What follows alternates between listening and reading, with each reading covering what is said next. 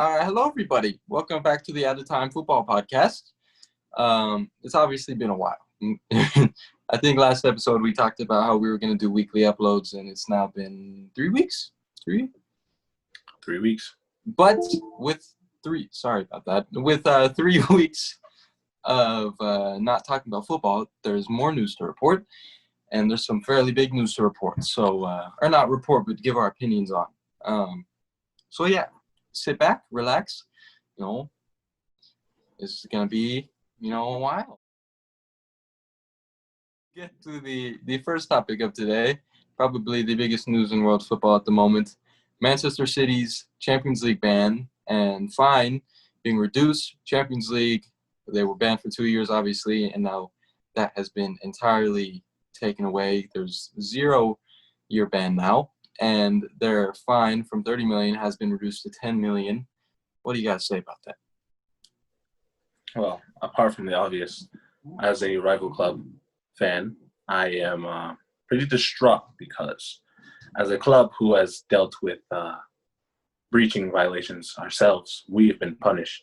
But to see a club such as Manchester City not be punished when they violate the rules is a bit questionable. Makes me think, are they favoring sides when it comes to court hearings? But that's just me. That could just be me because I'm a biased Liverpool fan. But yeah, I feel like we aren't the best people to give our opinion on this because we are really biased supporters of rival clubs. But obviously, I'm not going to say, oh, yeah, Manchester City, it's a great thing that they got their ban appeal. Yeah, I don't think anyone should. Regardless of, what club you support, unless you're a Manchester City fan. I think it's ridiculous. I think UEFA should have showed their power. They should have, shown that they aren't a force to mess with. They should have really shown that this financial fair play thing isn't just, something in football. It's something you actually need to worry about and clubs shouldn't break. And now it's like it's a joke. It's like financial fair play, nobody cares. Finally, they have their chance to threaten it upon a team. They have a chance to, ban them from the biggest competition in world football, at least annually. And they just, they say that apparently Manchester City did nothing wrong. But if that's the case, then why are they still getting fined? It's obvious that they did something wrong. So at the very least, maybe they should have just reduced it to 1 year. I think it's ridiculous. I think UEFA should have really done something about this, and they should have finally shown their power. But yeah, like you said, we are biased fans of rival clubs, and also would have helped Chelsea because that fifth spot could have been a Champions League spot, but now it's a real dogfight for top 4. But anyways, is that it on that, or do you got something to say? Before we move on topics, I feel like I do agree with you. To completely just wipe out their punishment for violating the rules is kind of absurd. To give a 30 million fine and 2-year ban, that was the right move. But let's say they were innocent in all this. Cool. But we've seen evidence. Multiple news articles have reported evidence. And to give them a free pass in the Champions League and then a 10 million euro fine, it's ridiculous. It's like, what is 10 million to Manchester City? It's absolutely nothing. And I do think that they need to show more power with, all in all, I do agree with you. This was I feel like this was a money move more than Yeah. Man City this year in the Champions League, they're probably up there with some of the teams who have the highest odds, but they now have been stripped of one of their stars by another team that is favored to win the Champions League. Bayern, maybe the best club in Europe, has signed Leroy Sané, very bright talent. Not really talent anymore, but he's still young. He has a lot of time to develop if he can get through these injury things. But regardless, he's a very talented player, extremely quick, good at scoring goals. What else can you ask for, especially for a team like Bayern that, the way they play, he's going to thrive. What do you got to say about Leroy Sané going to Bayern? Yeah, I think Bayern got themselves a great winger, obviously German native. It must have been a dream for him to get a big call from the big teams such as Bayern. I think it's been in the works for quite some time. But. Yeah, we saw it fall through at the beginning of this season because of the whole ACL tear. But obviously Bayern have kept that interest in him and waited patiently for him to recover and then go straight in and get him. And honestly, I think it's a good deal with Coman on the wing, Sane on the wing, and on the right side, sometimes Muller on the wing and Serge Gnabry on the wing. They look like a threat offensively. I think it's a good move. Yeah, I think obviously it could have happened years ago, could have happened last year, could have. It's been something that's been in the works for so long. It's going to be hard for Bayern, or not Bayern, but Manchester City to find a replacement, I feel, because they've gone without Sane almost this entire season, and you see how it's really affected them in the long run almost. They have not had the best season in the league. Obviously, they have very high standards when it comes to that, being back-to-back champions and having a great season, 2 years ago, beating Liverpool to it last year. It's obviously been pretty disappointing this season, and I think a part of that, at least, has been the fact that Leroy Sané is missing. So if they want to compete, I think that they do need to find a replacement winger, but it's going to be hard because Leroy Sané is so quick. That pace is not easy to come across, especially a player who's not just fast, but a player who can finish. It's a hard thing to replace. I like the rotation that Bayern is building within their wingers. Obviously, Muller aging, you wouldn't get that pace that you would get when he's 25, 24. And moving him to central midfield, as we've seen, his vision and his passing is so essential to the way Bayern's wingers run. So I think having a rotation of Coman, Gnabry, and now Leroy Sané is going to be very beneficial for the midfield of Bayern Munich. And there'll be plenty more of this coming. I think this is a little off topic, but I think Thomas Muller is one of the most underrated players in Europe. I think he's been so good for so long. Oh, yeah. People don't really talk about him. And he's super talented, super good. This season, he's been really good. A lot of assists in the league this season. Obviously, Bayern wanted to win their 8th title in a row, and he's been a major part of that every single time. I think he's one of the most underrated players in Europe for sure, and he has been for almost a decade. But well, Man City, obviously, they probably now need to bring in somebody, and they've been linked with Ferran Torres, and Dwight McNeil is a name also. Not to be rude laughing about that, but, just not Leroy Sané level pace. Ferran Torres is a bit quicker, to be fair, and he's versatile. He can play on the left wing, he can play on the right wing, he can even play up front. Just what do you guys say about that? I don't watch a lot of La Liga soccer. Obviously, I'm very biased. When I do watch La Liga soccer, it's either Barcelona or Real Madrid. But Ferran Torres is a name that is well known around the league. He's definitely caught my eye. He's how old? What? How old? 19, I believe. 19. Jeez. I watched him play in one of the games, and he's very creative. He's a very creative midfielder who's capable of playing even in the middle. But when I was watching this game, playing on the wing, he was very beneficial for Valencia. I think it could be a good move for Manchester City. He would make a great connection with Guardiola. I feel like he would make also a great connection with Silva, even though Silva's on his way out. I know that club means a lot to him. And as a Spanish player, Spanish native, I know he's definitely going to be able to reach out, help him settle in quicker at Manchester City if the deal is to go through. So honestly, I think it's a good move for them. As for Dwight McNeil, he's obviously a young prodigy in the Premier League. Plays for Burnley, though, but he still catches eyes. I feel like you want to get more solid player because they already have a prodigy in Phil Foden. I don't think they need another prodigy. So to go for someone such as Ferran Torres, who has established himself as a solid player already, I think that's the better move. Yeah, I think Ferran Torres is really talented. He's also was linked with Dortmund for a while, but I don't see that happening unless Jadon Sancho's out the door. Regardless, Ferran Torres is probably leaving this summer. And Manchester City would be a good spot for him now that Leroy Sané is gone. But talking about a Spanish player, I think now we get into one of our most passionate topics, I suppose, and talk about Barcelona and how big of a joke they are and have been of lately. I got a lot to say, but I'm sure that you do a lot, so I'll let you talk first. Barcelona has lots of problems within staff, financial, players. One of the main things I see as someone who watches football a lot is obviously an aging squad. They're coming to an end of such a historic era of the team, obviously with Lionel Messi being Probably 33. the greatest of all time. Yeah.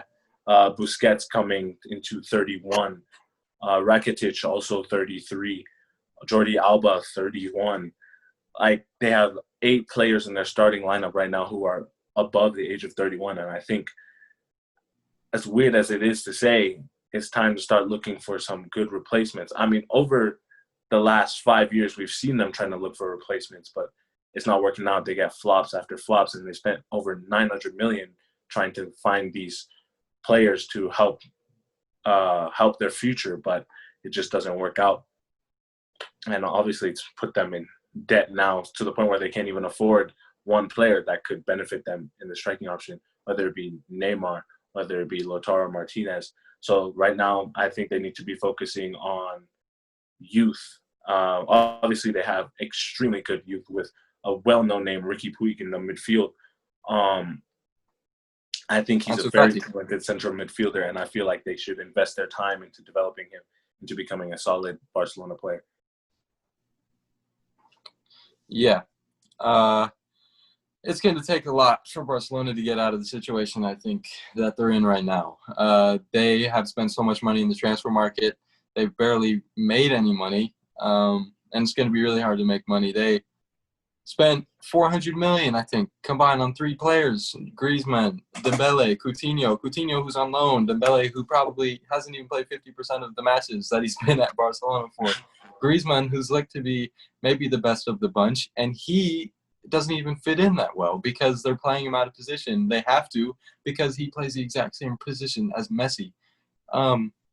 That transfer could have worked, but I don't understand all these links that are happening with Neymar being linked to go there. That's ridiculous. Lautaro Martinez is also ridiculous. I think that they have no money to make any transfers right now, and they just recently made an absolute just horrible transfer, bringing in a 30-year-old midfielder who has shown a lot of decline this season under Sarri at Juventus, and Pjanic. Not a bad player, but they just swapped him for Artur, who's who's a Brazilian not youngster now, but he's in his early to mid 20s. He's not even in his prime. He has a bunch of years to go. He has a lot of time to develop. Fans loved him. They swap him for Pjanic and 10 million so that they can balance the books or whatever.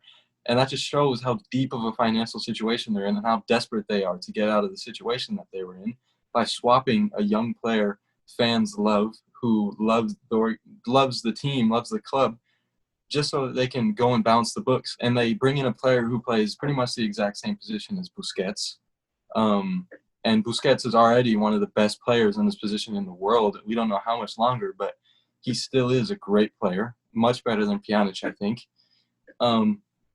And at least they have, Ricky Puig coming in so he can fill in that center mid role with Artur gone. But just there's so much more that they have to fix at the club. I think that their president he's stupid. He's an idiot. I think that they have to get a new director, get new directors. Abidal, I think, needs to leave the club. Bartomeu needs to leave the club. Next summer will be their presidential election, I believe. And they do need to get a new president. And I think that they need to bring Xavi in. I don't think Setien's a bad coach, but I think he's out of his depth at Barcelona, and I think that it's not the right situation for him.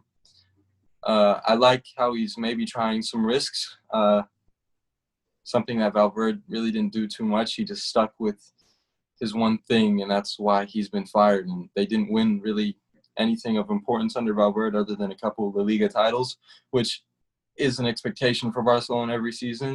They don't expect anything less, but they now haven't either been in a Champions League final or I know they haven't won a Champions League final in 5 seasons. It's, it's getting pretty desperate. And with Messi getting pretty angry with the club, wanting to leave apparently if things aren't sorted out, his contract running out in 2021, I think it's getting, pretty worrying for Barca. And it's going to be hard to sell players. The links with Neymar, I think, are ridiculous. They don't have the money to do that whatsoever.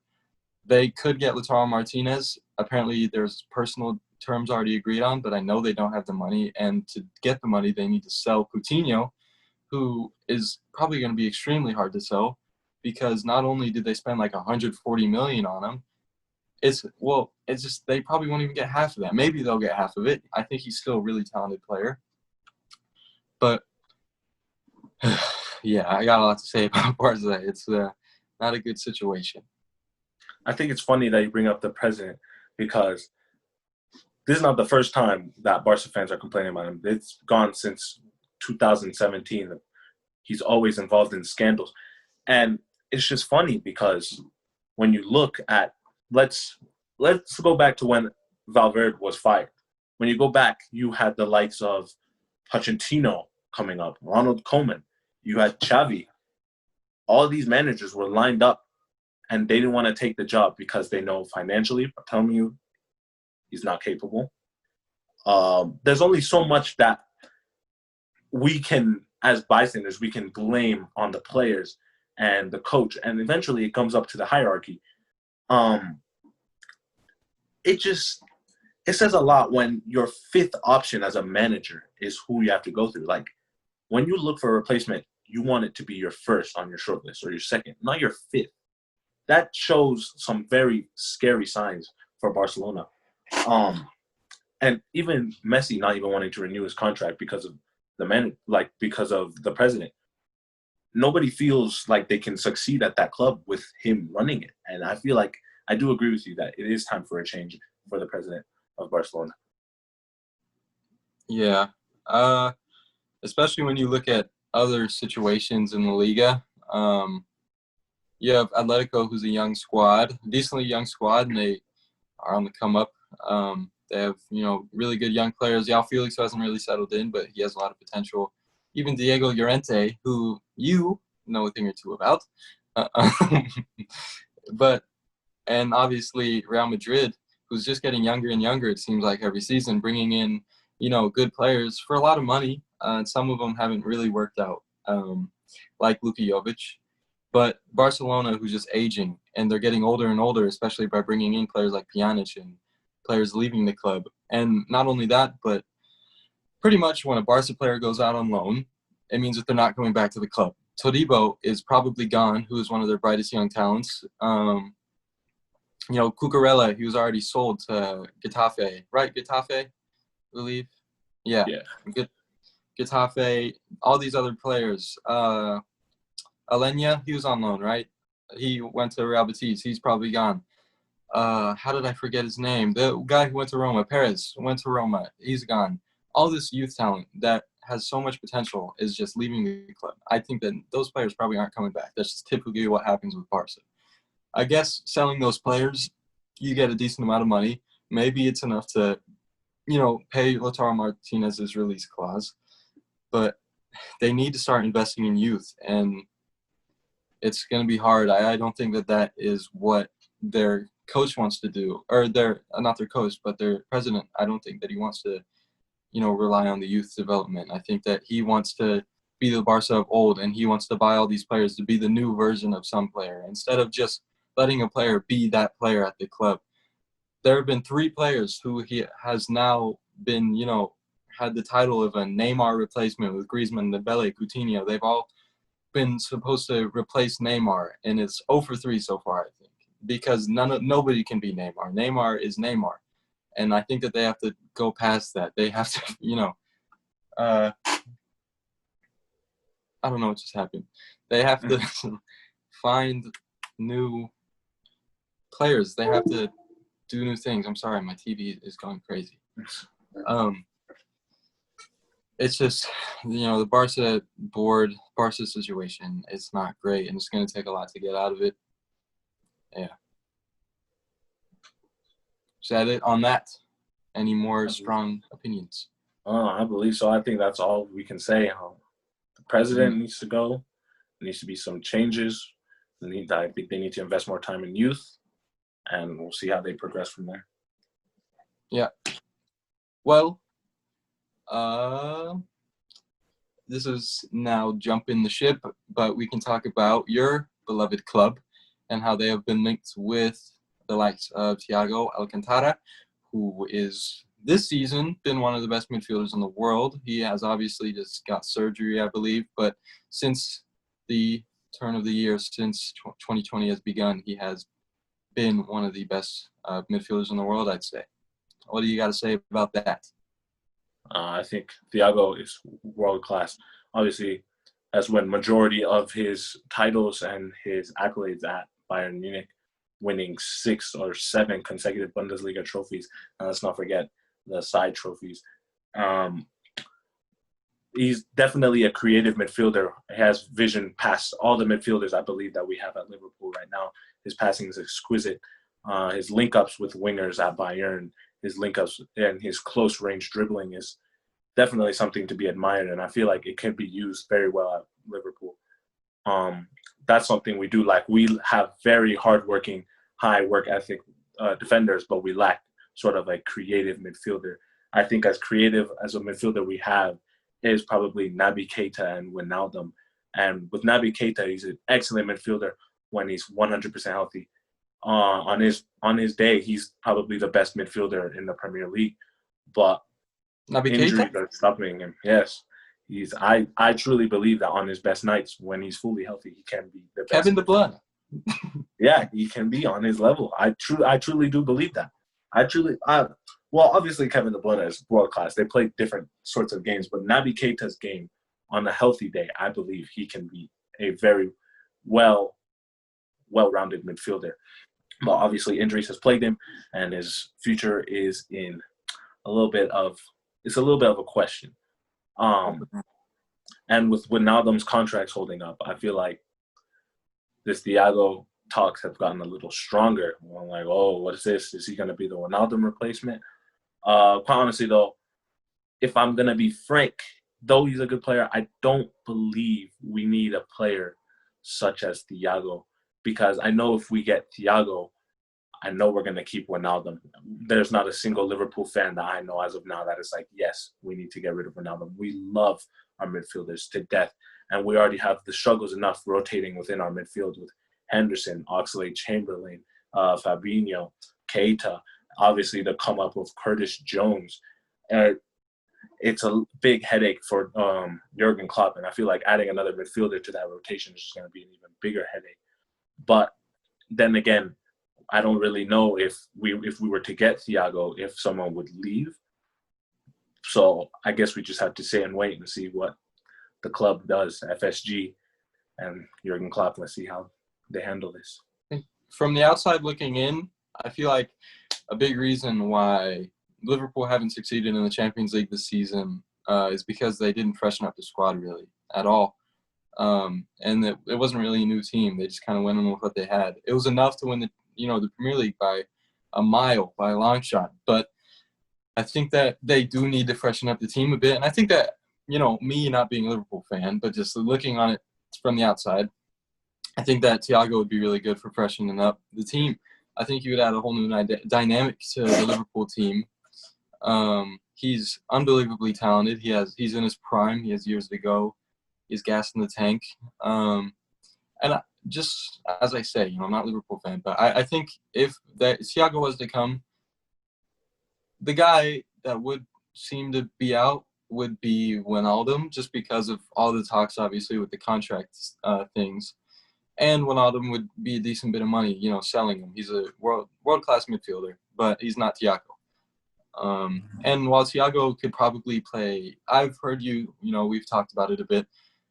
You can describe the positioning thing with Thiago real quick. What you think, I think otherwise, and another thing, but you can describe how you think Thiago would be played in the Liverpool team.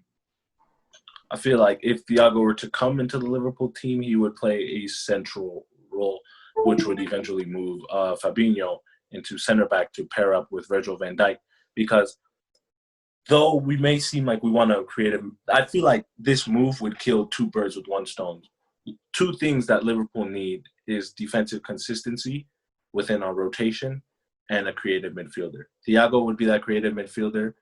And as for a consistent defense, we have very good defenders. Again, on their day, they can be the best defenders that we've seen, but they suffer with injuries. Matip, on his nights, he's the greatest Liverpool center back. I'm willing to say that he can even challenge Virgil van Dijk at some games, but he suffers from injuries, and it hurts to see on such a good player. Same with Joe Gomez. Joe Gomez has recently broken into the squad after Matip's injuries, and then he gets injured too, and then we're left with Dejan Lovren. And don't get me wrong, Dejan Lovren is a good player, but he's not on the level of Matip and Joe Gomez, and sure as hell not on the level as Virgil van Dijk. So I think Fabinho, I think whose so. defensive work rate is very well, I think moving him to that central park or the center back with Van Dijk would be very good with the wing backs we have. Wait, moving Thiago to center back, Fabinho. Fabinho. Yeah, I was gonna say. I think I just think Thiago's so good linking up with the attack. I think that moving him deeper would kind of limit that. He's a good defender. He gets a lot of tackles and interceptions per game, a lot more than Ronaldo. But I feel like Fabinho, he plays that deep role so well. He's so physical. He's big. I think that Fabinho could move to center back, but I think that if Thiago was to come, maybe he would play just Ronaldo's position, but he'd play it differently because he's a different kind of player than Ronaldo. I think playing him that deep wouldn't show Thiago's beautiful dribbling ability. It wouldn't get the best out of that. Obviously, Klopp can figure things out. He can work things out that, no other coach really can. He's a genius tactically. But I think that Fabinho is just such a different player than Thiago. Fabinho is obviously just like, he's a brute. He plays that defensive midfield role. He can play the long balls, though. But I think what I would like to see, looking from the outside in, I keep saying that, is if maybe Fabinho did move into a center-back partnership with Van Dijk. Henderson moves a little bit deeper. He plays that, kind of drop between defenders. He can play the long balls. He's a skilled passer. He's obviously the captain as well. He always has to play. He can, play in that midfield. Then you have Thiago and you have Wijnaldum, or not Wijnaldum. You could keep Wijnaldum, I suppose, but I think that he would have to go out. You have Thiago and you have Naby Keita in the midfield because they spend a lot of money on Keita, obviously. And I agree. He's a very talented midfielder. You are a biased Liverpool fan, so I won't say anything about your claims of potentially the best midfielder in the Premier League on his day. But, yeah, he's very talented, I'll agree. And I think I would like to see that. Henderson a bit deeper, Keita and Thiago, combining with the attack, moving the ball forward for Salah, Bobby Firmino to link up with Salah and Mane. He drops a bit deeper as usual. I think that's how I would like to see it. But Klopp is a genius. He'll figure things out. He'll work it out on his own. Yeah. Is that all we got to say about Thiago? I believe so. Apart from, let's say Thiago is this potential Wijnaldum replacement, I think one thing that we would lose in Wijnaldum is obviously the work ethic. Though Thiago is a very good player, Wijnaldum is a very good box-to-box midfielder. He's not as talented as Thiago offensively, but defensively he puts in that effort, and I think he's very beneficial when it comes to tracking back, coming from box to box. And the way Liverpool have 3 box-to-box midfielders in our current starting lineup, it's something that will be missed, but we do lack creativity. And I still strongly believe that though it may not be a big necessity, I still believe that they need someone creative in the central park to make things happen, link up with our wingers and Firmino, because Firmino, who plays that false 9 role, is maybe our closest thing that can come to our original starting lineup in the midfield that links up with the wingers very well. And I feel like Thiago would bring out the best in Firmino and the other wingers with his vision again and his superb passing. But yeah, that's what I have to say about Thiago. I think what you get with Thiago is his ability to progress the ball and move the ball on his own. It's like, Chelsea kind of have our own Thiago with Kovacic. Kovacic can get the ball from his own half and he can advance it. It's so crucial to the way that some teams play with attacking. I think getting Thiago, it would add that. I don't think you really have any players that are able to progress the ball on their own. And I would just add a whole new dynamic to, I don't know too much about Keita. I don't watch Wijnaldum too much. I don't pay attention to him too much. But I think Thiago, his dribbling ability is just unbelievable. He's probably one of the best dribblers in the world. He's so technical. He has great vision. Yeah, I think Thiago would be an excellent signing, especially if Wijnaldum is out the door. But like I said, potentially you could play Wijnaldum and Thiago in the same midfield. And Thiago does have more tackles and interceptions per game than Wijnaldum. But, I don't know. Is that it on Thiago? Nothing else? So. All right. Well, we have talked about your club a bit. Now, I think we move into Chelsea. And obviously, as of late, we've started to see some worrying performances. Only 1-0 against Norwich. We were a very dominant team. I guess we got it done. But 3-0 loss against Sheffield really opened our eyes. Losing to West Ham the other week was a big-time loss. We have Manchester United at the weekend. We have pretty tough schedule to close out the season. Not as tough as Leicester City, per se, because they do have Tottenham Hotspur, which is going to be a tough game. They will play Manchester United, which could be a huge game for us qualifying for top four. But we're, not regarding top four, we have some big decisions to make in the transfer window this season with Kepa. Just, what can you say about Kepa? He's the world record fee for a goalkeeper. I'd say he's a very talented goalkeeper with his feet. He's a talented goalie, but don't know what happened. It's strange to say that I trust Kepa getting pressured with the ball at his feet more than I do when there's a shot coming towards him. And that shouldn't be the case with my number one. It was just with any goalkeeper. As a goalkeeper, your job is to stop shots. And he has been probably the worst goalkeeper in the Premier League at that this season that has played, majority of the games.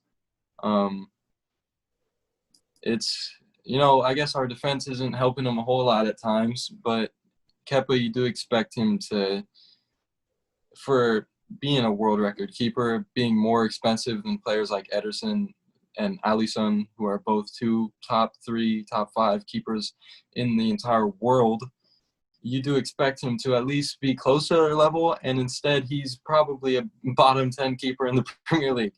I don't know how realistic selling him is this offseason, just because I don't know who would want him.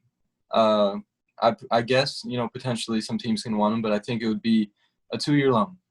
I've heard that a little bit. Valencia could get him. That gives us options that now I'm going to get into at the goalkeeper position. But, before I get into options at the goalkeeper position, I want to know what you think about Kepa. Well, with Kepa, there's a lot of red flags. Obviously, with Chelsea, when it comes to clean sheets, they would like to keep a clean sheet, such as every team, but being ranked as 12th, as such a big team as Chelsea, to be ranked 12th in clean sheets is not a good sign. And most of these clean sheets errors come mainly from Kepa. Kepa has one of the worst save ratios of any starting goalkeeper in the Premier League.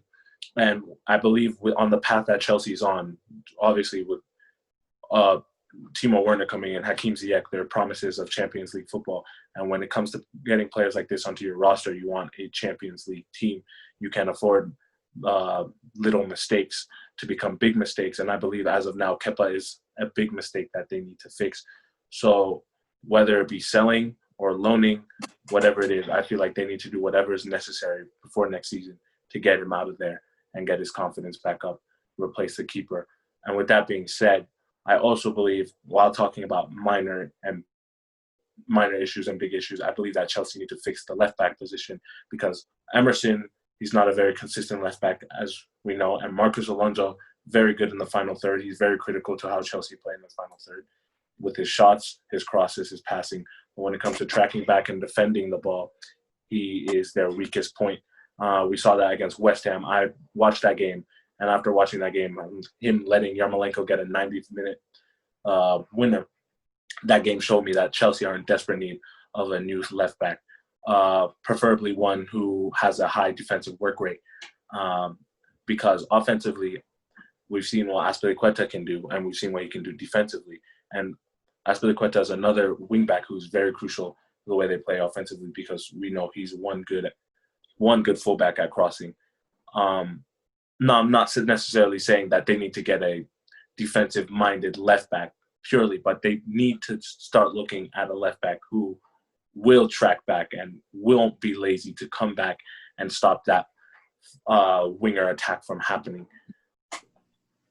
Yeah, before we get into the left back situation, because that's a whole other topic on its own, I think we should talk about players that are potentially coming into Chelsea at the goalkeeper position, because that is it has become our biggest gap, I'd say. Obviously, left back is what we've been talking about for months, but I think goalkeeper is arguably the most important position on the pitch, and that is probably the position we prioritize at the moment. I do think getting left back first would be, completely fine, but I guess we do have a talented keeper in Kepa, but he hasn't shown it. So with that said, we obviously have been targeting some very good keepers, some world-class keepers, some maybe of the world's best. And we'll start with one that has been circulating massively in the media lately. And apparently he's Chelsea's #1 goalkeeper target. It's Atletico Madrid keeper, maybe the best goalie in the world, with a 120 million release clause. But potentially we could see Kepa going the other way. And obviously Kepa in a lot of money for Jan Oblak, setting yet another world record fee on a goalkeeper.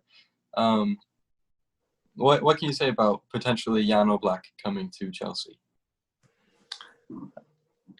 I don't agree with it. Obviously Jan Oblak is a super talented goalkeeper, arguably one of the best #1s in the world right now. But do I truly believe Chelsea are going to spend 100 million plus on a goalkeeper?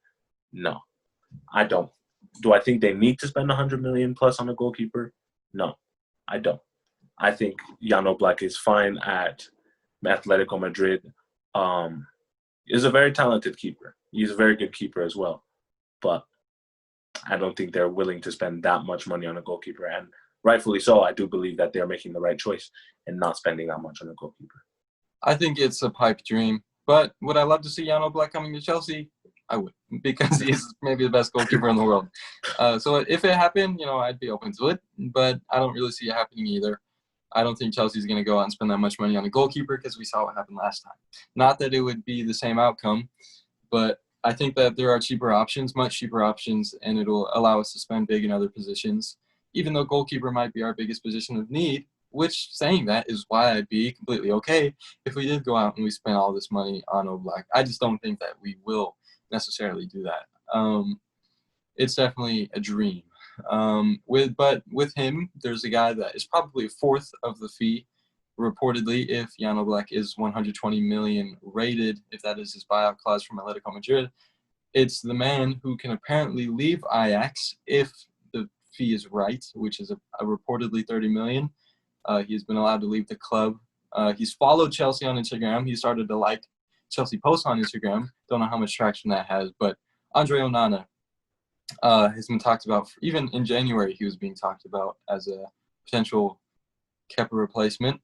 We've been linked with him for quite some time. We're one of the clubs that he is rumored to go to this summer, if he most likely is to leave the club. I think, first, my personal opinion, he is an unbelievable goalie. Seeing him against Chelsea in Champions League this season, obviously, without him in goal, Chelsea probably would have won that unbelievable game in the Champions League, that 4-4 tie at Stamford Bridge.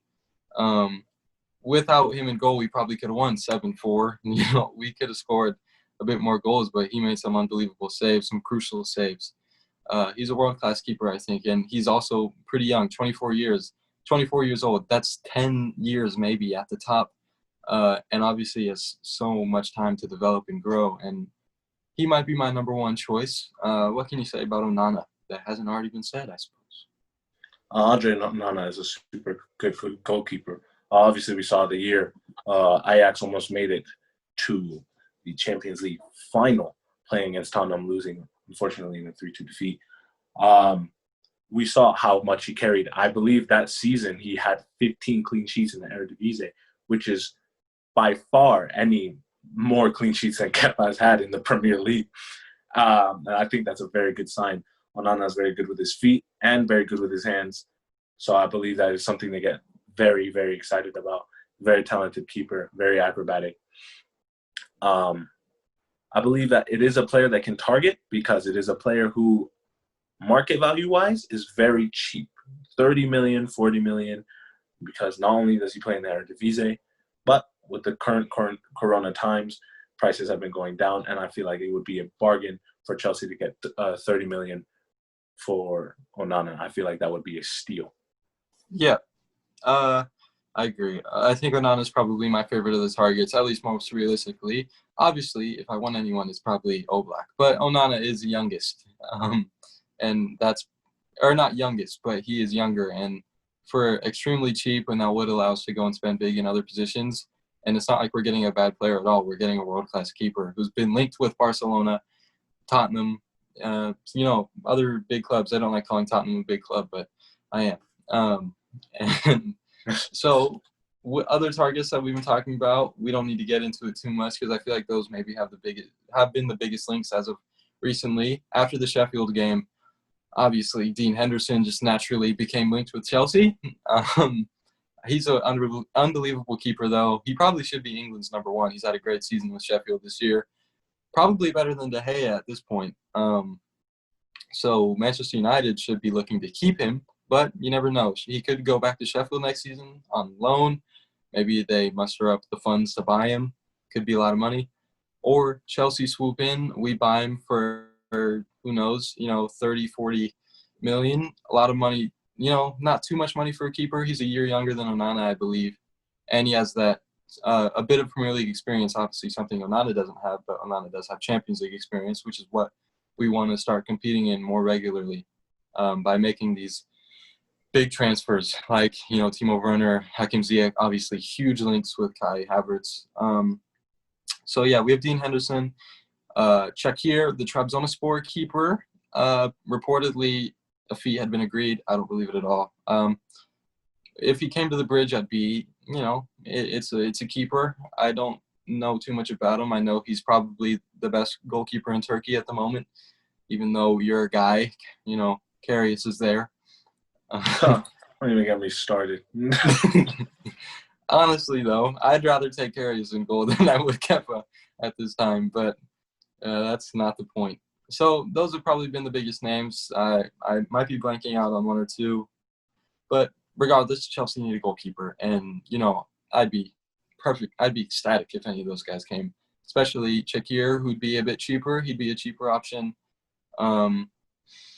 Onana, Dean Henderson, extremely talented goalkeepers. Jan Oblak, world-class goalkeeper. If any of them came to the club, I'd be very happy.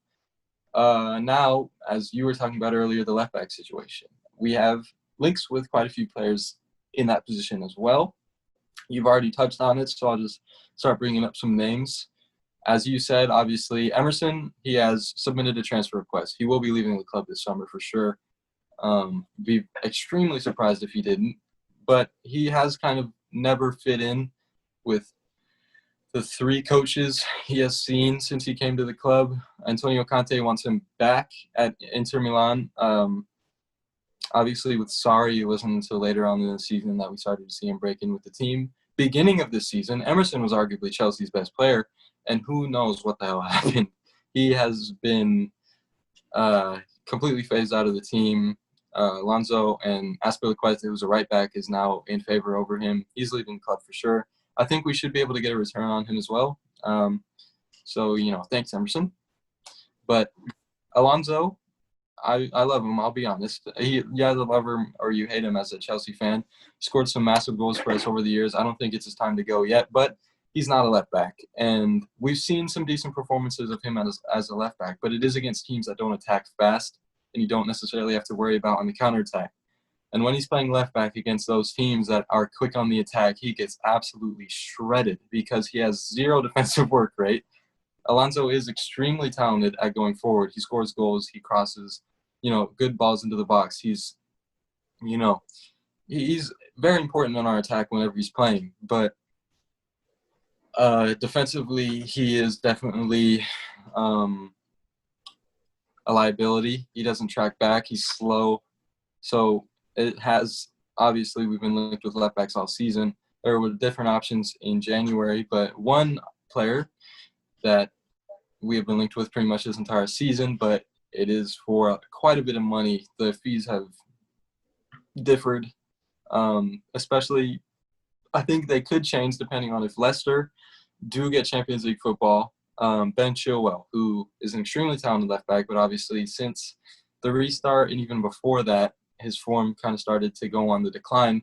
But regardless, he's a young, talented left back, one of the best left backs in the Premier League. What do you got to say about Ben Chilwell if he was to come to Chelsea? There's no doubt when it comes to talking about Ben Chilwell's talent. Offensively, he may not be as strong as Alonso, but he's very crucial when it comes to Leicester's offense. Defensively, he's very good. He actually has a decent tackle rate as a left back. But this is one of those cases where it's just like Jan Oblak, except Jan Oblak has established himself world-class.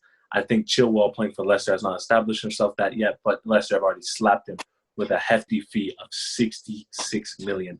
And I don't believe that Chelsea need to spend $66 million on a left back because, again, these are just players that Chelsea have who are inconsistent, that need to have consistency. I don't really think they're in any need to sign any big players for any big prices, which is why I feel like they shouldn't spend this much money on a player like Ben Chilwell, who still has so much room and is so young to improve. To have a 66 million euro price on your head is pretty hefty for someone who's just established himself as a left back. I think Chelsea need to look at other alternatives instead of Ben Chilwell. It's just a lot of money. I know Chelsea, again, trying to build a Champions League contending squad and spending a lot of money, especially at times like this, spending a lot of money on a position that you don't need or a position that It's when you definitely need. It's definitely a position Chelsea need, but when you need more than just one, I don't think that this is the kind of money that you can spend, especially on a player like Chilwell. So I think one left back is perfectly fine. But yeah, I think Ben Chilwell, he's very talented. Obviously, he's an English international. Starting left back for Gareth Southgate. He's extremely talented. He's good going forward, decent defensively. It's been a little scary as of lately with his form dropping off. But if we could get Leicester to reduce their asking price, obviously Leicester is a team that likes to get a lot of money for their players at their club, like Maguire last summer. They sold Riyad Mahrez for quite a bit of money. They know how to do business, and you got to respect them. Leicester is obviously one of the most respectable clubs in the Premier League.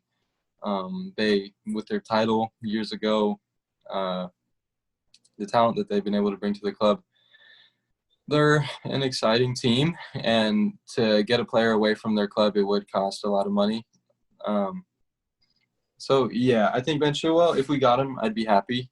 He would definitely be our left back of the future. He's the youngest out of the targets that we've been targeting, I suppose, this season.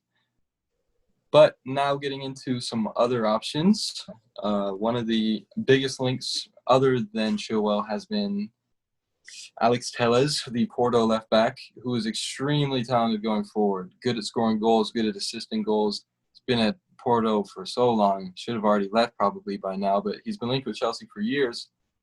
Might be about time that he finally comes. It would be a cut price transfer. He has a year left on his deal. That generally means that a player is going to be cheaper. So a year left on his deal, and how talented he is going forward. He's a solid defender. He is able to get back on defense, unlike Alonso. So already he's better than any of the options we have. Obviously no Premier League experience, but he's played in the Champions League, I believe, with Porto. What do you got to say about Alex Telles? Alex Telles is another talented left back. May not be as young as Chilwell, but he's very talented. Even when it comes offensively and defensively, the guy has created 58 chances for Porto this season, and those more than Alonso. Alonso's inconsistency is taking him in and out of the lineup, so I guess it's not a fair comparison. But to have 58 opportunities created for your team playing left back is a very, very good stat, and his tackling is not bad either. Um, Again, I don't really see him being an expensive target. So I 20, feel like 30 that million. is the move. 30, 23 or 33? 20, 30 million in that range for sure. 20, 30 million. I feel like they should go full throttle, get Alex Tellez. That is a nice player who would complement the center backs and Azpilicueta. Yeah, I would love that transfer if it were to happen. He's a bit older than Chilwell, but he is very talented. Brazilian. He is great going forward, as you said. Created a whole lot of chances for Porto this season. Decent defender. Getting into another target, it's another Ajax player, Tagliafico, who's been one of the best left backs in Europe over the past couple seasons. He is a great defender. He's had comparisons to Zanetti, but that might be a little far fetched. But he is a bit older, around the same age as Tellez, older than Chilwell. It's about time that he leaves Ajax. He's a world-class defender, I think. Bit better defensively than the other options. Maybe not as good going forward, but that doesn't mean he's bad going forward. It's more like Azpilicueta, honestly, if he were to play on the left side. He is a great defender. Maybe he has a bit more pace, but he's good going forward. He can cross the ball. And not the great. I don't know too much about his crossing ability, but yeah, good defender. What do you got to say about Tagliafico? Obviously, he'd be a cheaper option as well. Tagliafico, in my opinion, is the best option for Chelsea. Me and you have spoken privately about how we feel about the whole left back situation. I feel that they need a player at left back with a high defensive work rate, and it's this guy right here, Tagliafico. So good defensively. Offensively, he's not as involved as offensively as Alonso, Tellez, and Chilwell, but 3 goals and 4 assists is still pretty good for a fullback, and to have 28 chances created within a season is not all that bad either. But when it comes to defense, this guy is on it. I believe he has the most clearances in the Eredivisie at this moment, and his tackle rates not that bad. I believe he averages at least 1.8 tackles a game, which is crazy at left back, and it's something that Chelsea surely could use on the left-hand side, because every team comes in when Alonso is playing trying to find a way to exploit him defensively. And I feel like with Tagliafico and Azpilicueta on the wings, if you can have those guys on defense, it will be very hard for offenses in the Premier League and even European competition to penetrate that defense. Yeah, I would love Tagliafico to come to the club. He's one of my favorite options. As of lately, though, a player who has been linked with Chelsea slightly is probably my favorite option of the bunch, and that's just because of an assist he had the other day to Richarlison. Just imagining that ball from his own half going through to Timo Werner just made me so excited after I heard the links. But Lucas Digne, the Everton left back, maybe the second best left back in the Premier League. He is extremely talented, free kick taker. He obviously could replace Willian, or if Alonso steps out of the lineup, he would obviously take Alonso's spot on set pieces. He is a great defender. I believe he's the top. Looking at it now, he has the most tackles out of any left back in the Premier League, which is great. And he would. The bad thing about him is he does play for a rival club, and he is probably Everton's best player, which means that he would not be cheap. Maybe cheaper than Chilwell, but definitely more expensive than Tagliafico or an Alex Tellez. Regardless, though, extremely talented player, extremely gifted passer of the ball. He can get forward. He can help the attack. He has 7 assists in the Premier League this season. Decent amount for a left back. Very good for a left back. Probably the second best left back in the Premier League. What do you got to say about Digne potentially coming to Chelsea? I like, in all honesty, all these targets that have been named, I like every single one. I don't believe there's a single wrong answer. But when it comes to value, but putting value aside, these are all talented left backs. Lucas Digne, obviously, been a little bit of a journeyman at the beginning of his career, going to Italy, starting his career at France, then Barcelona, then finally coming to Everton. And I feel like he's found his form at Everton. I feel like he's established his true potential. And honestly, I feel like he can go further and maybe even become one of the best left backs worldwide. The guy is he's so creative when it comes to Everton's offense. Everton doesn't have much to give offensively, but with Lucas Digne, he's very good at distributing the ball, whether it be pinging it down to Richarlison on the left wing, or whether it be playing a straight through ball through DLC. As a Liverpool fan, it's weird that I watch a little bit of Everton games, but he is a force to be reckoned with. Lucas Digne is no joke, and I feel like though Chilwell has the same experience, I feel like Lucas Digne is a better option over Chilwell, but I still like Tagliafico. But let's say that Chelsea are looking for Premier League experience. I believe Lucas Digne is the way to go. But like you said, rival club, price may go up. He is for sure Everton's best player. Could be argued that it's Richarlison.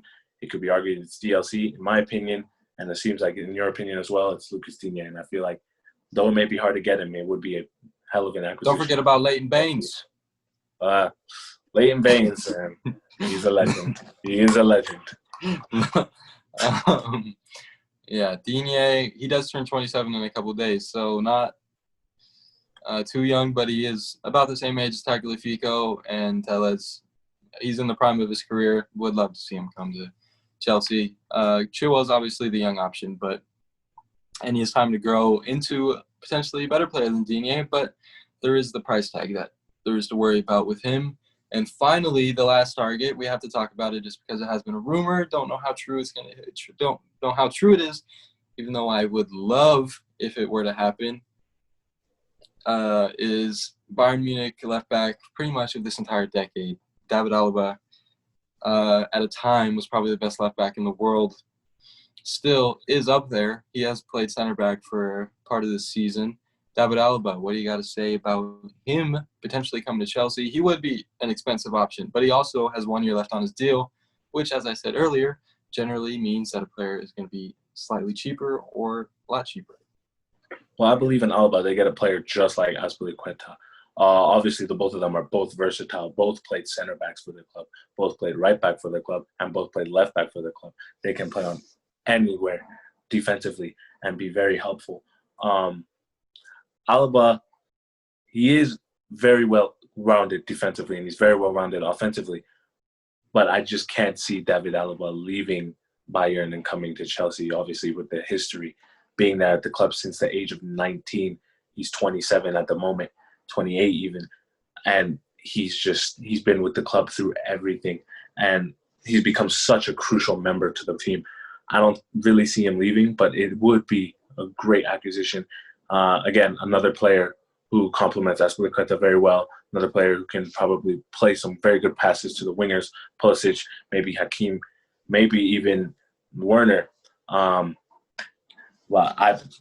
It's something to be very excited about, these links. Yeah.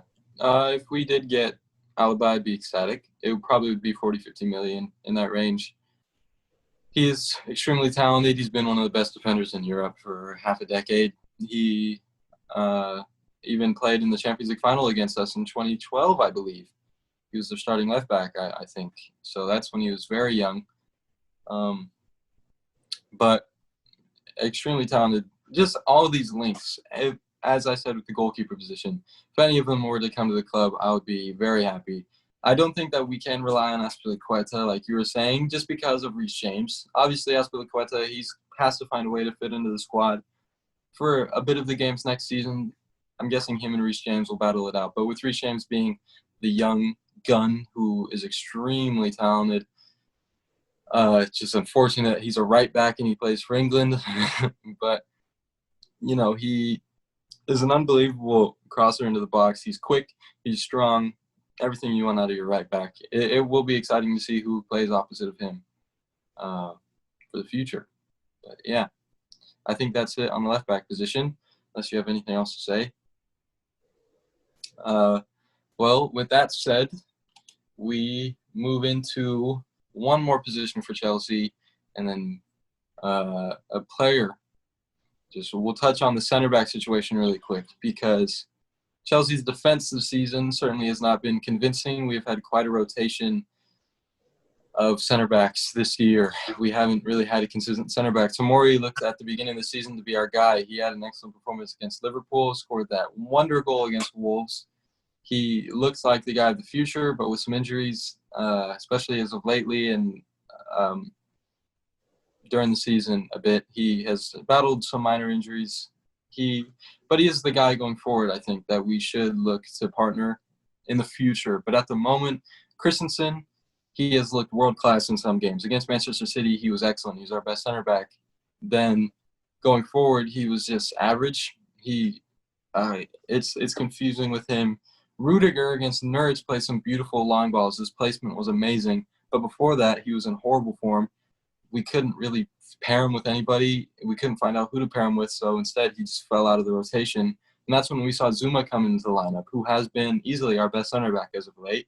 And it feels nice to finally have him come into the team because a few years ago he had that big injury. It was bad. And we've seen him go on a couple loan spells over past few years, and finally I think he settled in at Chelsea. And all these transfer rumors, I don't think it's going to happen. I think Zuma's the guy that's going to stay at the club for a long time.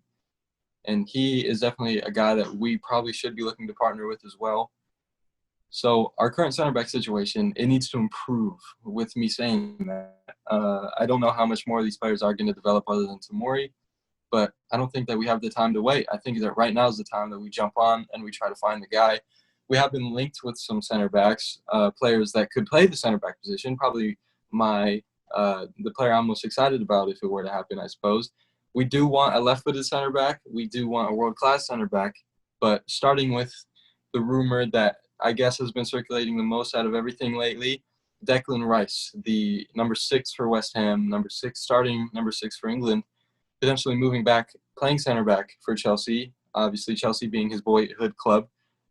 The center back position being a position he's familiar with, as that's what he played coming up through the youth academy for West Ham at the beginning of his senior career for West Ham. As of late, we've seen Moyes play him at center back a bit. We know he's capable of it. It might take him a bit of time to settle in permanently into that role, especially playing for Chelsea. But playing in the middle of a back three, playing besides a player like Zuma, his tackle rates are unbelievable this season. He's a super gifted defender. Watching Declan Rice highlights, it's unbelievable how good he is with his feet, as in like dribbling even. But I would be so excited to see Declan Rice. The thing about him, I guess, would be a price. I think West Ham has now avoided relegation, sadly. But it's fun. 30, 40, 50 million, it's a lot of money, but it is a position of need, and it is an unbelievably talented player, a young player with Premier League experience. He does have that over some of the other targets at the center back position. All of them, I think that I can think of at the moment. He would be pretty expensive, but I just seeing him with Mason Mount, who's obviously his best friend, it would be nice to see. He's a really good dude, a truly talented footballer. What do you got to say about Declan Rice and the potential of coming to Chelsea? Well, there's not much that I have to say about Declan Rice. You've already touched base on most of the things I would say about Declan Rice. It's funny talking about Declan Rice now because if you asked me a few months ago, me and you spoke privately when it came to this links. I was a very hard believer in not bringing him to Chelsea. I didn't believe Chelsea needed him. I believe that they needed to stick with what they have. I believe they needed to put their trust. But as time progressed, as I saw Declan Rice, I started watching him more carefully. I was like, you know what? This guy is actually very good defensively for West Ham. Yeah, West Ham may be a team that concedes goals left, right, and center by every team, for God's sake, even Norwich. But Declan Rice is a player who puts everything on the line when it comes defensively, and he's very talented when it comes to holding off the ball and playing at midfield, or even playing Felipe Anderson on the wings. Me and you, when we watched the Chelsea game privately, we saw how crucial he was in the midfield for West Ham, cutting off passing lanes, making it very hard for players like Willian and Pulisic to get the ball. I think he's very talented when it comes to marking and when it comes to tackling. He is definitely a player that Chelsea could use in the Central Park. And like you said, he's very good with his feet. Zuma is a player who's good with his feet, but Christensen may not be as good with his feet as people want him to be. And I feel like a partnership of Zuma and Declan Rice would be great. Christensen is our best defender, I think, passing-wise. That's something he's been known for his entire career. Zuma, struggles with it at times, but he gets the job done. Rudiger is really good at playing those long balls. Christensen's just that short passing guy. He's also good in like the middle of the center of a back three. Because he's able to connect with the midfield, he's able to play good passes. He's our best passer in the back, I think, at the moment. But if we did bring in Declan Rice, we bring in a player who's a midfielder, playing that center back role, which I think he would excel in. It would just be a lot of fun to see him come to the club. He is a very gifted player with the ball at his feet, a great passer. He can play long balls. He's a good short passer. I think those Declan Rice links earlier on in the season, even I disagreed with them because I thought, why do we need another number 6? We have so many players that are able to play that role. We have Billy Gilmore coming through the ranks, or Billy Goatmore, N'Golo Kante, who is obviously on his day maybe the best player in that position in the entire world. Or maybe not in that position, but he's just one of the best box-to-box defensive midfielders in the world. We don't really know what position is best for him. We haven't really known that. But obviously, Kovacic can play that role. He plays it a lot differently than the other options, and Jorginho can play that role, who sadly might be out of the club. But we have a lot of options there, and I was thinking, why do we need Declan Rice? But now, here in the center back thing, it makes total sense to me. And, yeah, I think that's it on Declan Rice, unless you got anything to say. Yeah, that's it on Declan. Some other options, I think we can just touch on them.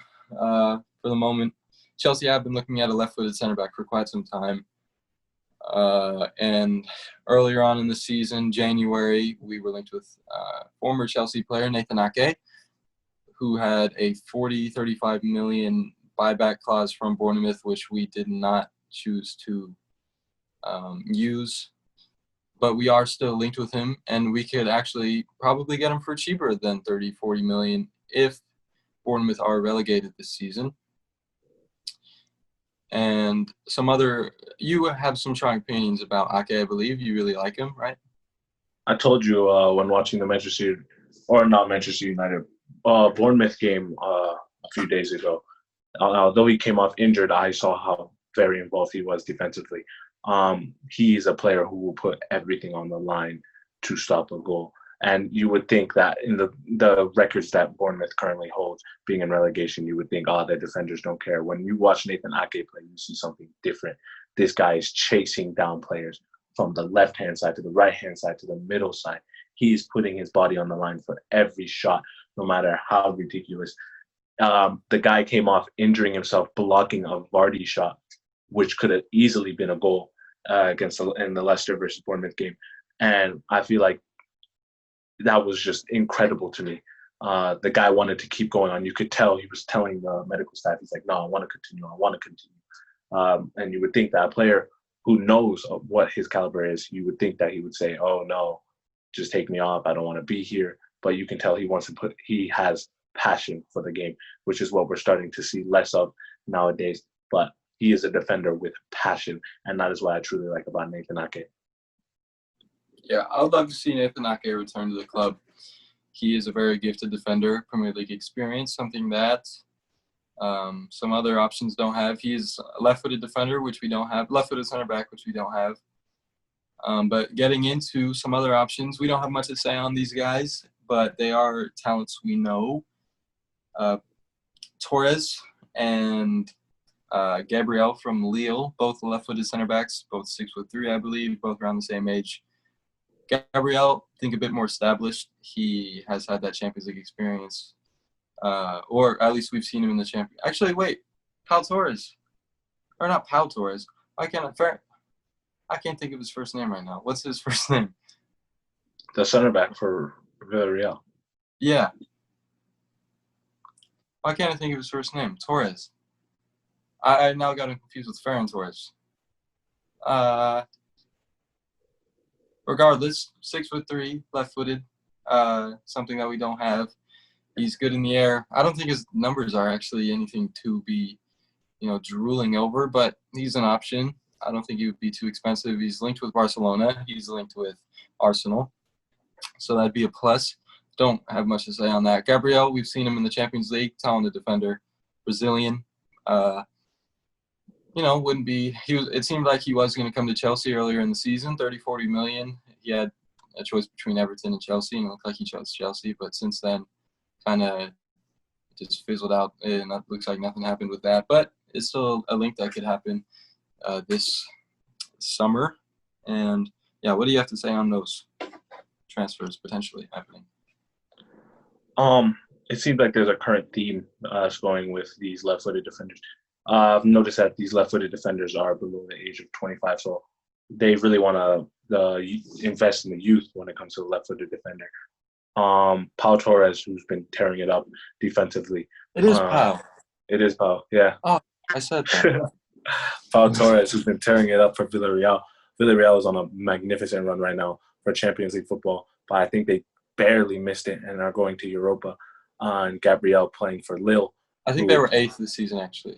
I'll look it up real quick. But yeah, they didn't have a good season at all. But Continue. yeah, but usually we're not used to seeing Villarreal play such good defense like that. What is it? They're in 9th. They're in 9th. Yeah. Oh, they dropped drastically. When I looked, they were. Ooh. But still, Pau Torres is a very talented player, along with Gabriel, very good defensively. They're leaders at such a young age for both their clubs. I feel like it would be good moves for Chelsea, considering that they want a left-footed center back. Yeah, I'd be happy if they came to the club. Be happy if anyone came to the club. Now we get into or I guess Koulibaly has been linked with us too, but, I don't see that happening. So I don't know if we really need to talk about that. Watch us get Koulibaly now, though. I'll just say a couple things. Koulibaly may be the second best center back in the world. Be absolutely ecstatic if he came to Chelsea, but I don't see him not going to Man City this summer, if I'm going to be completely honest. But do you have to say anything on Koulibaly, or is that just something we can move on from? Yeah. Well, now we will get into the biggest Chelsea link as of late, and then we'll be done talking about Chelsea. I would be so happy if this happened. It would add yet another option to our attack, especially if we were to get Champions League football. It would help our case to sign this player. But I think regardless, I think we're going to get him. That might just me being biased, but I don't know who's going to contest us, really. I think it's going to happen, to be in all honesty. Kai Havertz, one of the brightest young talents in Europe, the future of the German national team. He's an unbelievable player. Obviously, now there's Rudiger and there's Timo Werner, two very good German footballers who can vouch for why Havertz should come to the club. Obviously, Werner has been here for a couple days now, but Rudiger's been here for years, and he had a part in bringing Timo Werner to the club, and he could have also a part in bringing Kai Havertz to the club. Agent Rudy. I think bringing Kai Havertz to the club would just be an absolute dream, and I think it looks like it could happen. And before I get into how I think that we could play him, I want to hear what you have to say about Kai Havertz coming to the club. Obviously, Kai Havertz is a very talented player, 23 goal contributions this season.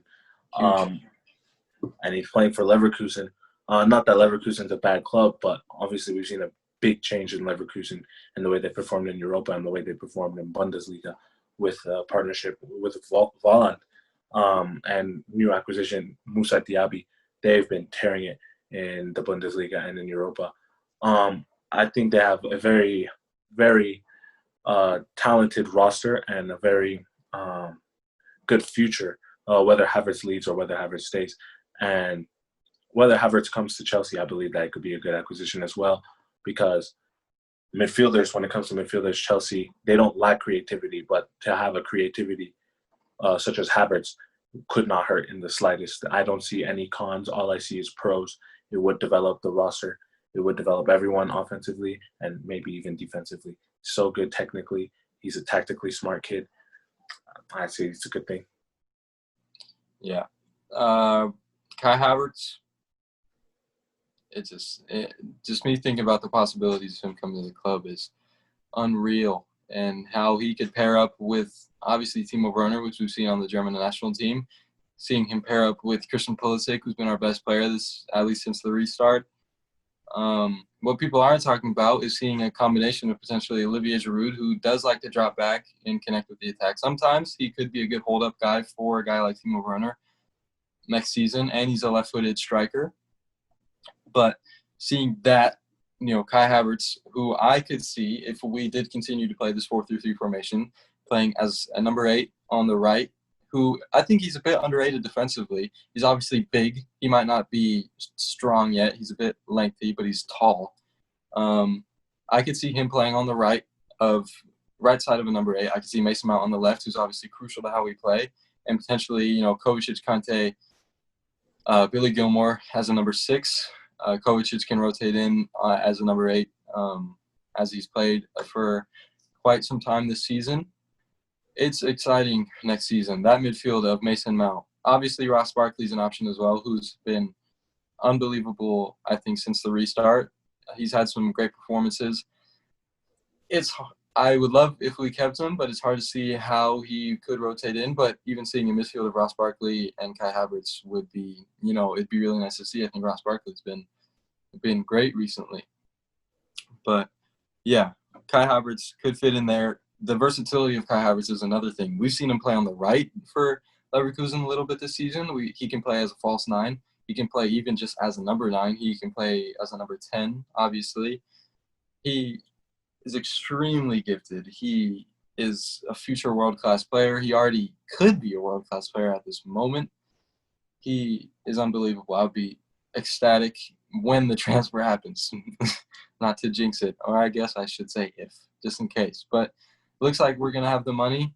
But now I think we should get into how we could get the money if we don't already have it, and that is players leaving the club. Do you have to say anything else on Kai Havertz? Exceptional talent. Yeah. Well, Chelsea, obviously, with players coming in, with that 3-0 loss to Sheffield, we know that players are bound to leave the club. And Emerson, which we touched on, he looks like he's leaving the club this summer. Obviously, Kepa, I don't know too much about that yet, but it seems likely that Kepa could be leaving the club in some way, shape, or form this summer. Jorginho, sadly, one of my favorite players at the club. I love him. He's extremely good penalty taker, one of the best free kick takers, or not free kick, penalty takers in the world. Extremely gifted passer. It's just as of lately, he's fallen out of the lineup. He has had some lackluster performances. I think it's probably the season that he leaves, goes and plays under Sarri again, even though this has probably been Jorginho's best season as a professional footballer, which is funny because it's under Frank Lampard. But, yeah, this is probably the season that we see Jorginho leave. It's been a good 2 seasons. He finally got his song at Stamford Bridge. He's one of our best players for sure, but he's probably out the door. Michy Batshuayi, obviously, he's gone.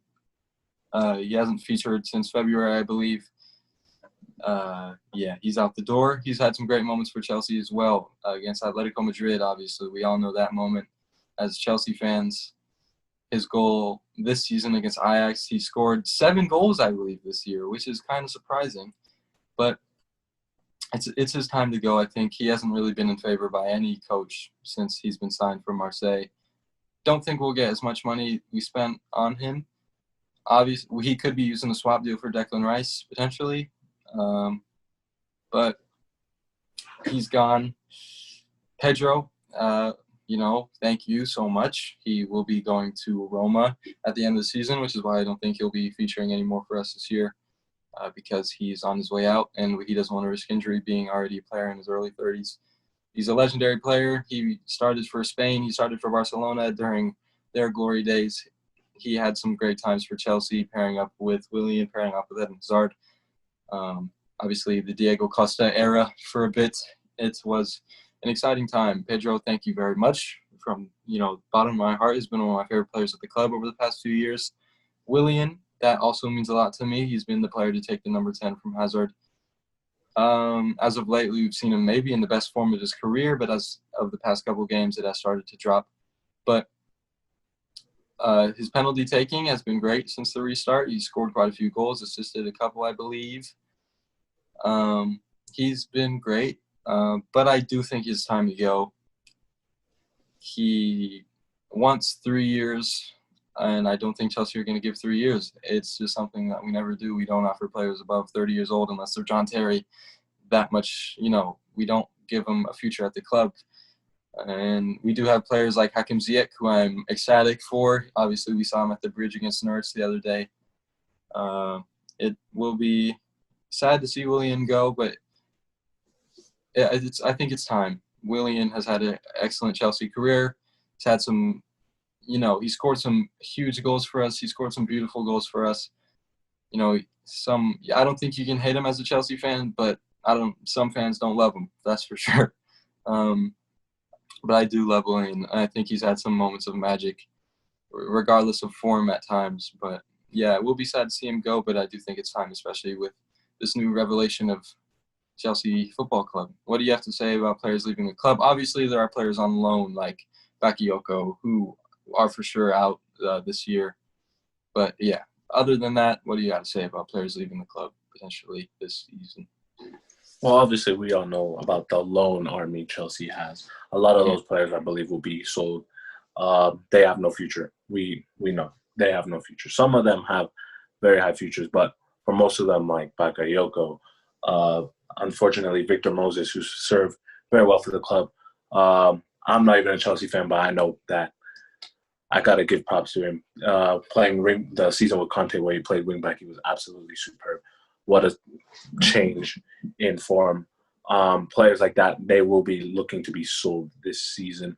There's not much I can say on what Chelsea need to get rid of, except the main person we all know, Danny Drinkwater, doesn't even seem like he's interested in playing football anymore. Doesn't even play for Aston Villa. More interested in getting fights at nightclubs than he is at nightclubs. Yeah, I mean, whatever floats your boat. I mean, he's still getting that check, and I think Chelsea are now in a spot where they can't afford having players like that, so they just need to offload him. I'm not even a Chelsea fan, but this is an exciting time for Chelsea. Time to see what they can do. It's a very exciting time. Yeah, we definitely have some players leaving the club. I don't know where I was going with that, but this, as you said, it's an exciting time to be a Chelsea fan for sure. And yeah, it's sad for some players, but there are players like Drinkwater that have been absolute failures at the club that we did spend a decent amount of money on. But regardless, players are going to leave the club. So I think that's that on that. And finally, or not finally, but now we'll touch on probably the biggest transfer news at the moment, at least confirmed transfer news. Victor Osimhen, the Lille striker who scored against Chelsea in the Champions League, I believe, this season, has been it looks like he's going to Napoli for 80 million. That is a lot of money. But what do you got to say about Victor Osimhen? Victor Osimhen has obviously been tearing it up in League for Lille. Has been very critical in their success as of this season. I feel like it's a good move for Napoli and Gattuso. It shows that they are really paying attention. Like, maybe Liga is not the biggest league according to everyone else, or Serie A, but it shows that they are paying attention in those leagues and that they are not letting talented players such as Victor Osimhen pass them by. And I believe Lille has already found their replacement for him, Jonathan David, who is another great prospect from another small league. Many people don't pay attention to the Belgian league, but he's been doing exceptional there. And I feel like those are two good exceptional players that we can bet on seeing their names in the future. It's a very exciting target for both teams. Both good finishers, both very speedy. I believe that they will be successful for both these teams. Yeah, I think Jonathan David is the perfect replacement for Osimhen. But the fee, talking about Lille, they have done really good business over the past couple of years. Selling Thiago Mendes, starting with that. He's like, one of the smaller players that has left the club lately, but he was excellent in the season before he went to Lyon. That was a decent amount of money. Obviously, Pepe last summer, 80+ million, 60. I think it was 60 something plus add-ons. Eventually went up into 80-something million. And this season, able to sell Victor Osimhen, who's been excellent for one season at Lille, for 80 million. It's crazy. Osimhen is obviously a talent. He's an unbelievably talented player. But Lille have done some excellent business over the past couple seasons. and they brought in some talent. They've just done a really good job. Renato Sanchez looks like he could be, restarting his career at Lille. Jonathan David was an excellent signing. He was targeted by huge clubs, and Lille was the one to get him. And I think that shows something about Lille. I think they're an exciting club at the moment. They obviously do sell some of their biggest players, but if I was offered 80 million for Victor Osimhen, I would take the money too. If I was offered 80 million for Pepe, I would take the money. It's just what you do when you're a club like Lille. Obviously, Lille has seen some great players come through the club.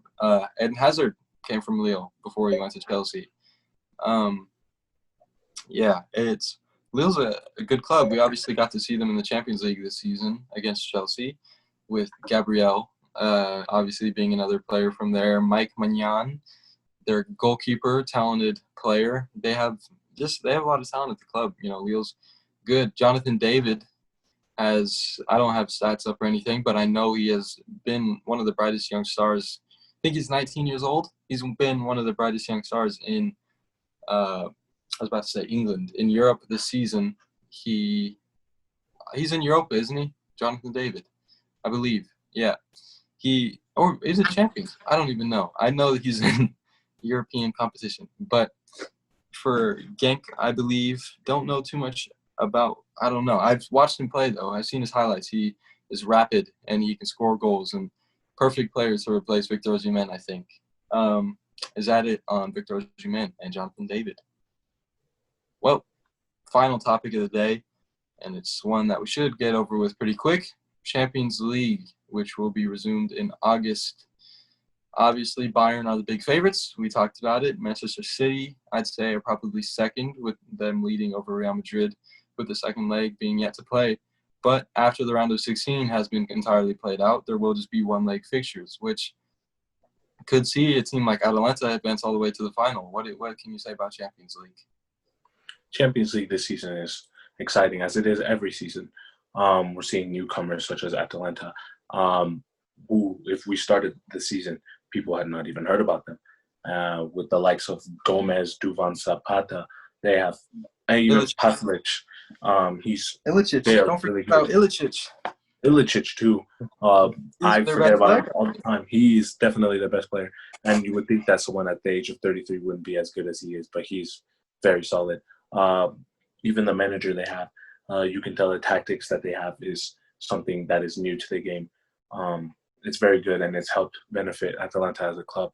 Obviously, there's some familiar faces in the Champions League, Bayern, Chelsea, Real Madrid, Manchester City, and there's very exciting games coming on against them. My favorites, we talked about this in the last episode, but my favorites to win the entire thing is Bayern, as they've been very successful. They have prodigies coming up with. We've seen the come up of Alphonso Davies defensively. We've seen Alba move more centrally. He's become more calm. He's become very crucial to the defense, partnering up with Sule and Hernandez and Pavard and Jerome Boateng on his days. Even though we know he's limited, he may not be the defender we saw 2-3 years ago, but he's still doing his bits in the Champions League. I feel like they are strong suitors to win the entire thing, but not with ease. There will be competition, but my favorites are Bayern. I think August is going to say a lot. And obviously, Bayern should be healthy by then, which is scary because Bayern have battled with injuries, and even with injuries, they've been the best club in Europe this season. They haven't had Lucas Hernandez part of the season. He has come back lately. Nicolas Sule, maybe their best center back, has been out this season as well, a big part of the season. Lewandowski being I can't even say maybe, the best striker in Europe, and it seems like every season it's almost like he's getting better. I don't think Sane is going to be available. I don't think new transfers are going to be playing in the Champions League restart. But, Serge Gnabry, who's been excellent in the Champions League, especially this season, he absolutely destroyed Tottenham Hotspur. And Kingsley Coman, who's a decent player. Alphonso Davies, one of the best young talents in Europe. We talked about him last episode, I believe. And, Bayern, easy favorites to win the Champions League this season. And Manchester City, I would say personally, is my number 2 because they just are a talented team. And I think that would be an interesting thing. But also Paris Saint-Germain would be nice to see, but they just generally do choke in the Champions League. So you don't know. But yeah, as we said, Atalanta could end up going through and winning the Champions League. Leipzig, without Timo Werner, could go and win the Champions League. It's just, you don't know. It's going to be really interesting this year with one leg, especially being neutral with no fans. It's really going to be exciting, I think. But yeah, you got anything else to say? Oh no, I just know that Champions League is definitely something to be excited about. I'm solely, especially, I am very excited to see what Atalanta can do. Considering how far they've come, people are just like, "Ah, it's a fluke." Funny But to see a Liverpool fan talking about Champions League. it is. But, hey, I told you privately that was happening. I told you it was gonna happen. But I guess so. hey, we are Premier League champions. I don't have much to complain about. Wish we could have went out in a better way, but They do not care at all anymore. Losing to Arsenal today, drawing Burnley, losing to Man City 4-0. But what do you need to care about, I guess, when they already have confirmed winning the Premier League? But yeah, all right. Is that it for today? I believe that's it. Well, hopefully we'll see you next week. If you enjoyed the video, like. If you didn't like the video, dislike. If you want to see more, you should subscribe. And if you have any suggestions, drop them in the comments. Anyways, with that said, have a great day, and we'll see you next week, hopefully. That was a good outro, you know. That was solid. That was solid.